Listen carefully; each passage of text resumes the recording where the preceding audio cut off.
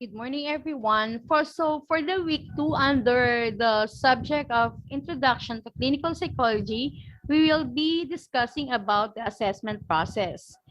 On this subject,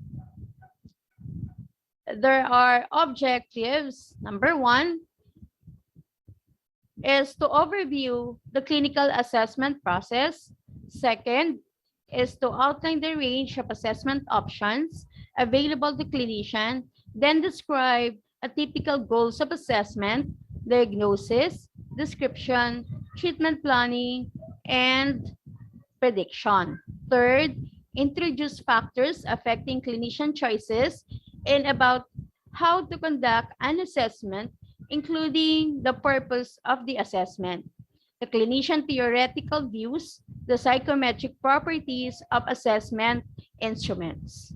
So under the assessment process, we have what we call a clinical case.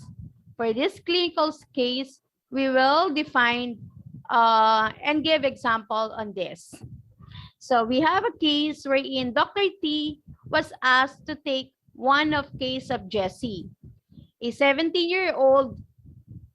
He is a 17-year-old male whose school counselor has become concerned that Jesse was showing signs of depression and rebellion. In addition to missing school because of alleged illness, his counselor does not believe him. Jesse has frequently been belligerent with some of his teachers. Jesse's parents drove him to the appointment, but they declined to meet with the therapist, saying only that they wanted to know what was wrong with their son and that they wanted him to get whatever treatment the insurance would cover. In the intake interview, Jesse expressed a strong dislike of school, saying it was a waste of time. He said that no one understood him there and most of his classmates only ignore him or make fun of him. In school, he was mostly silent and sullen and did not speak with classmates. Outside of school, he spent most of his time with a 20-year-old friend who worked as a dishwasher at a local dinner. Last week, the two young men have been caught in possession of alcohol. He admitted that he had been depressed and that for at least last 3 weeks had no interest in anything. He said that during this time, he had slept for longer periods, sometimes as much as 14 to 16 hours per day. He also claimed to have had some pretty bizarre thoughts about living his life and living in another dimensions. Elaborating further, Jesse admits that believes that he was meant for this world, that he was being told he could not or would not say by whom, that he might be better off dead.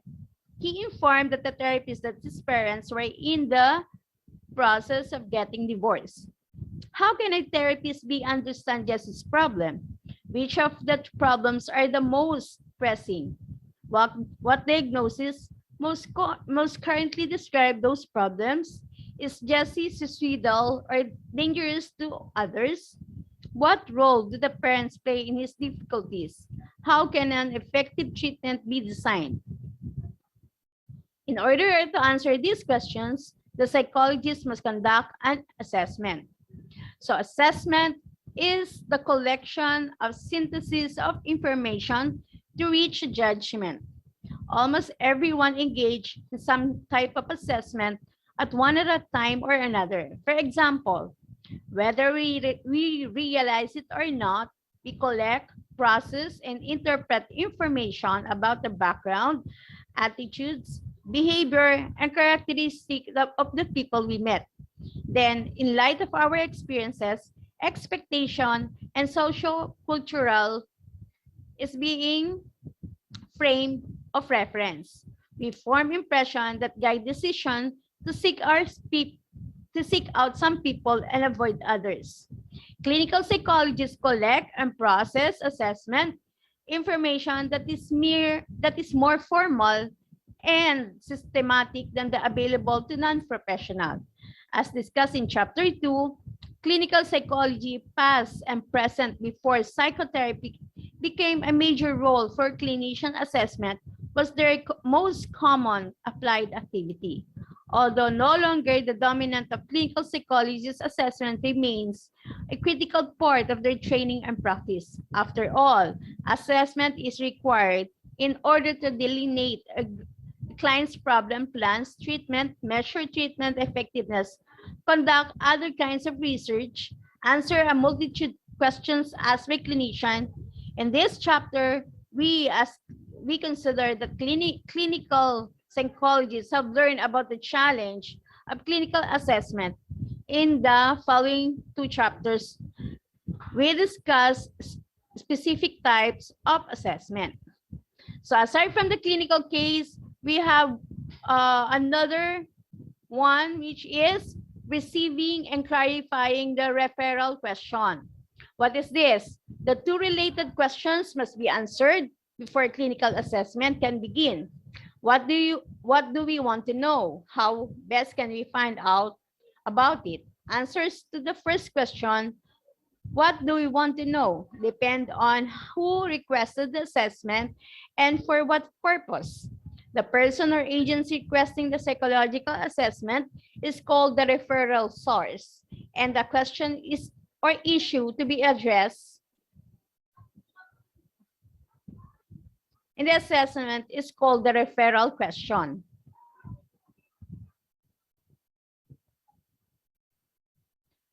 Okay, so we will go to another one on the assessment is receiving and clarifying the referral question.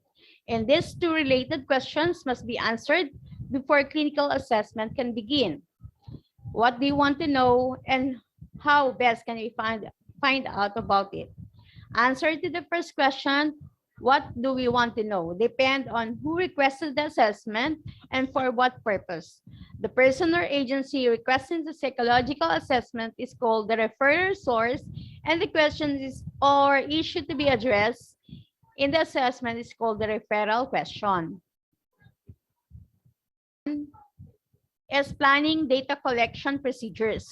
Clinician would be better off selecting assessment methods whose psychometric properties like reliability, validity, usefulness are the highest, but they may not always do so. For example, if one test had slightly lower but still acceptable reliability than another, but provided more relevant information about a particular referral question, the clinician might select the one with slightly lesser reliability but greater relevance to assessment.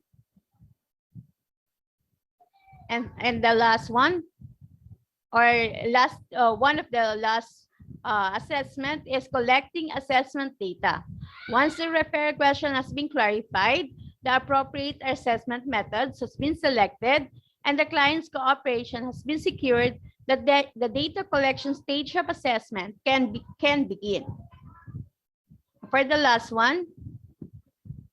two, processing data and forming. After assessment data had been collected, the clinician must determine what those data mean. If the information is to be useful in reaching the clinician's assessment goals, it must be transformed from raw form into interpretation and conclusion that address a referral question. And for communicating assessment result, the final stage in the assessment process is the creation of an organized presentation of result called an assessment report. To be of greatest value, assessment reports must be clearly written and clearly related to the goal that prompted the assessment in the first place. So those are the assessment process. And that is the last slide. Thank you for your participation and good luck.